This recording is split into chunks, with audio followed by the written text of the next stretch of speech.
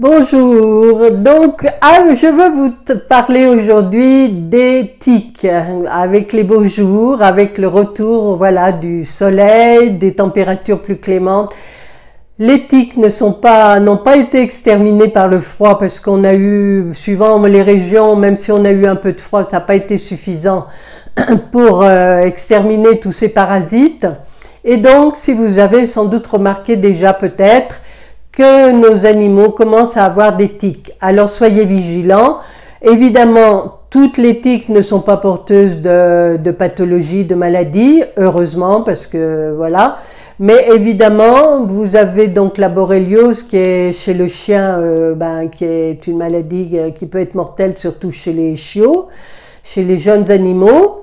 Et chez le chat, c'est vrai qu'on n'a pas vraiment de... Enfin, ça peut les rendre malades malgré tout. D'abord parce que ça pompe le sang.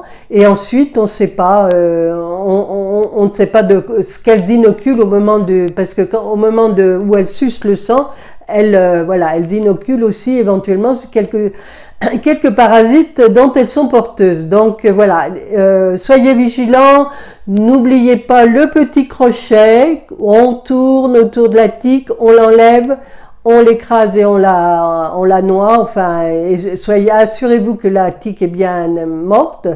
Et puis par-dessus, la piqûre de tique, moi je vous conseille de mettre un petit paquet d'argile. Voilà, un petit paquet d'argile sur la morsure de la tique, de façon à nettoyer la peau et aspirer si jamais il y a des toxines ou des parasites avant que ça parte complètement dans le circuit sanguin. Et ça, vous avez, si vous vous rappelez, regardez d'autres vidéos que j'ai faites, il existe des tubes d'argile toutes prêtes, qui sont plus ou moins, il y a plusieurs modèles, grands ou petits, qui sont très pratiques, surtout en cette saison, pour avoir dans son sac ou près de soi quand on est en balade, pour toute blessure. Et là, en l'occurrence, pour tout ce qui est piqûre, c'est bien. Moi, je préfère mettre de l'argile plutôt que de désinfecter, de frotter, enfin voilà. L'argile, si vous l'avez donc en balade, vous mettez un petit paquet d'argile toute prête à l'emploi sur la morsure de la tique, et comme ça va cicatriser beaucoup mieux et ça va même nettoyer au niveau de la morsure et nettoyer, aspirer les parasites ou l'infection, si ça a été pris à temps évidemment. Mais bon, toutes les tiques, comme je vous dis, ne sont pas porteuses de pathologie, heureusement, mais c'est toujours bien de leur enlever malgré tout. Et voilà, au chat aussi, et puis on a un petit peu de poudre de bois aussi qu'on voit de temps en temps. En tout cas, voilà, c'est toujours bien de vérifier notre animal parce que voilà, c'est la saison. Avec les beaux jours, on croit, ça y est, on pense aux petits oiseaux et tout ça, mais la réalité nous rattrape et malheureusement tout ce qui est voilà, ces petits parasites qui sont très embêtants et qui peuvent être contribuer à un changement de santé, voilà, une baisse de santé de votre chat ou de votre chien, et donc il faut en tenir compte. Et sinon, voilà, j'avais fait d'autres vidéos, je pense là-dessus. Sinon, vous avez toujours des répulsifs à base d'huile essentielle que vous trouvez soit en magasin bio, voilà, qui sont donc préparés et que vous pouvez mettre sur votre chien. Il y avait le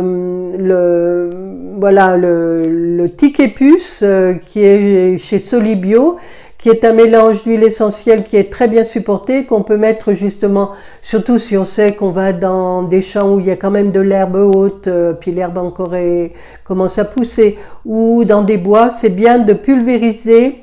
Et ça, c'est fait pour les chiens et les chats, donc vous pouvez l'utiliser, bon, et vous vaporisez sous le ventre et sur les pattes de votre chien, de façon à ce que ce soit répulsif et que ça le protège de ces parasites avant la promenade. Et pour vous de même, parce que chez nous, la tique peut transmettre des maladies, dont la maladie de Lyme, et qui n'est pas un cadeau loin de là, et voilà, qui est très invalidante et qui n'est pas à prendre à la légère. Et évidemment, vous avez aussi les médailles Tic Clip que vous connaissez peut-être, qui sont, voilà, mais dans le cas où, voilà, c'est bien d'avoir aussi un complément d'huile essentielle. Et je vous dis, il existe des sprays déjà tout prêts que vous pouvez utiliser et mettre sur le pelage de votre chien.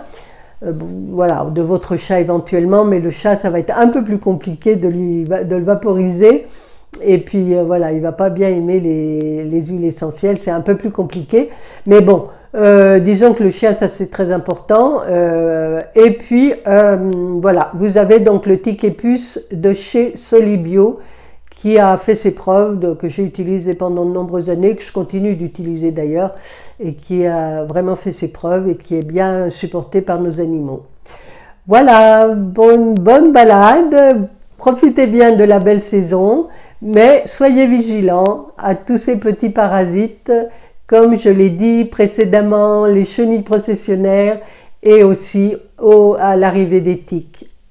Voilà, à bientôt!